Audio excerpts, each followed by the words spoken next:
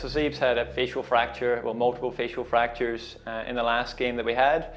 Had surgery on it pretty quickly afterwards, so he's a bit sore and sorry at the minute. His plan of action now will be aiming to return to play in about 4 weeks' time.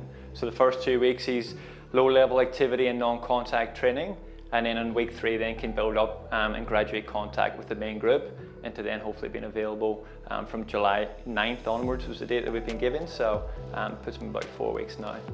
Buckets has had a few concussions this year. He's bounced back really quickly from the latest one that he's had. But Buckets is tracking really well.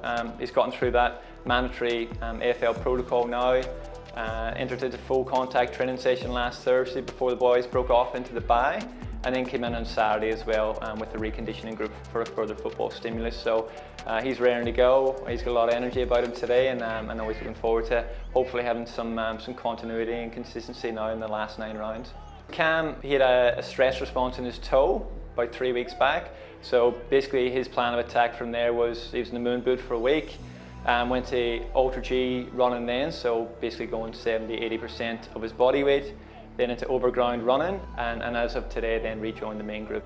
DAWSON came in, obviously had a high ankle sprain. He was in the moon boot when he came to us over from the VFL program that he was on. Cal's gone moon boot into Ultra G running, into some straight line running over ground. Last week then integrated into a percentage of our main training on the Thursday.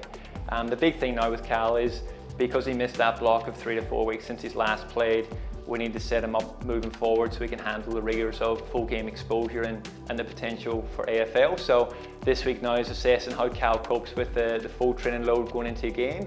And then assess the end of the week then Cal's likelihood to play this week versus not play. With Bonds, he had a significant hamstring injury that had tendon involvement, which usually changes the timeline from about 3 to 4 weeks till 6 weeks plus. So 6 weeks put him at the level of the bye round, so he would have been available last week if we had a game. But Bonds had a really seamless progression through his strength and conditioning. So we've got a really good block of 4 weeks of high conditioning on ground.